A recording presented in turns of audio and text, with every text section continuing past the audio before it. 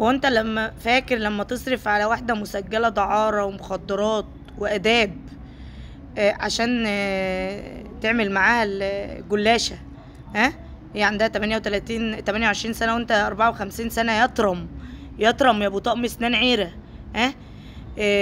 وتجيب لها مخدرات وتكيف عشان انتوا الاتنين تبقوا طايرين في السحاب.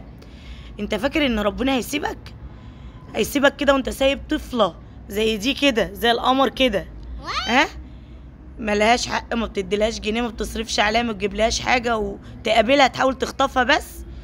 وعيالك التانيين البنت العروسة والولد العريس اللي انت سايبهم، انت فاكر ان انت كده عايش وطاير؟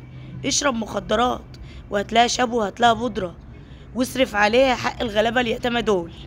بس ودين محمد ما هسيبك، ما هسيبك وهسجنك، وهاخد حق بنتي وحق الغلابة التانيين تالت ومتلت.